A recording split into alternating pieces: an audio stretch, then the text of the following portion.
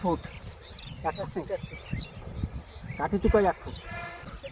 দর্শক, আপনারা কেউ কি দেখেছেন তিল চাষের জন্য সারিবদ্ধ পদ্ধতিতে তিল চাষ করা হয়?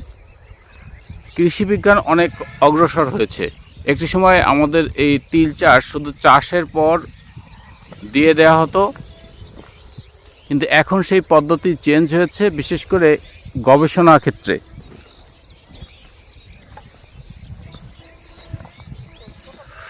কৃষি গবেষণার যে পরিবর্তন এসেছে, সেই পরিবর্তনটা আমি আপনাদের দেখাচ্ছি মৃত্তিকা জীবন ও প্রকৃতি চ্যানেলের মাধ্যমে। আপনারা দেখছেন একটি তিলের জমি। এই জমিতে 5টি জাতের তিল চাষ করা হবে এবং প্রত্যেকটি জাত সমান জমিতে সমান সার, সমান ঔষধ এবং সমান সেচ পদ্ধতির মাধ্যমে এটি চাষ করা হবে, যেহেতু এটি সরজমিন গবেষণা। আর এই সরজমিন গবেষণাটি পরিচালনা করছেন গোপালগঞ্জ কৃষি গবেষণা কেন্দ্রের মাধ্যমে।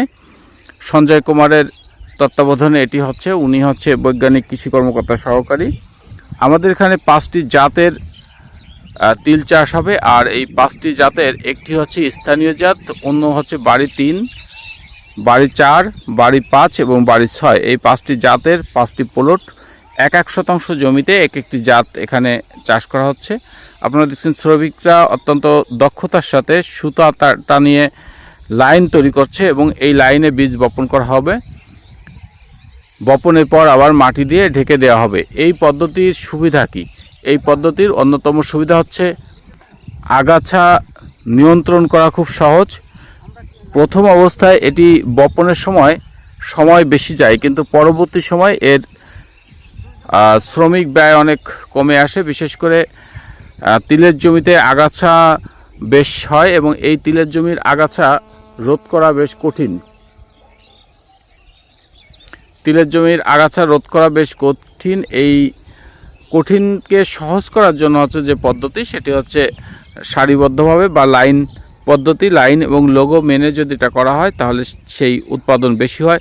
তো আপনারা যদি এই পদ্ধতি করতে চান, আপনাদের জন্য আমি একটু মাপ বলে দিচ্ছি।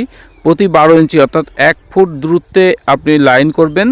1 ফুট দূরত্বে লাইন করে সারিবদ্ধভাবে যখন আপনি বীজ দেবেন, তখন এই জমিতে কিছুদিন পর যখন আগাছা জন্ম নেবে, তখন কোদাল দিয়ে আবার এই ফাঁকা জায়গাগুলো, যদি আপনি এই যে লাইন হয়েছে, এই লাইনের যে ফাঁকা জায়গাগুলো, এই ফাঁকা জায়গাগুলো কোদাল দিয়ে আপনি বন বা আগাছা রোধ করতে পারবেন। এটি হচ্ছে সবথেকে একটি সহজ উপায় এবং ভালো উপায়। আর এই পদ্ধতিতে পোকামাকড়ের আক্রমণ কম হয় এবং সাথে সাথে এর ফসল সংগ্রহ করার সময়ও শ্রমিক ব্যয় বেশ কম হয়। সেচ দেওয়াও অনেক সহজ হয়।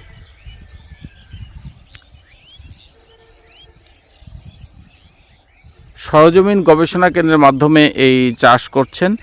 এই চাষের এখানে একেবারে যে জাত উনি নিয়ে আসছেন আমাদের মাঝে, জাতগুলো আমরা জাতগুলো সম্পর্কে আবার একটু পরিচিত হব। উনি আমাদের জাতগুলো নিজে হাতে দেখাবেন।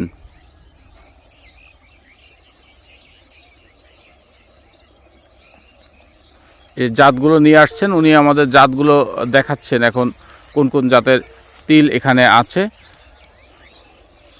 তিল বীজ আরেকটি বৈশিষ্ট্য, এখানে কিন্তু একটি তিল আছে সাদা তিল, অর্থাৎ আমরা তিলের খাজা বাড়ি তিল 5। সাদা তিলটা হচ্ছে খাজা তৈরির জন্য ব্যবহার করা হয়, বাড়ি তিল 5। তো এখানে আলাদা আলাদা প্যাকেট করে রাখা হয়েছে।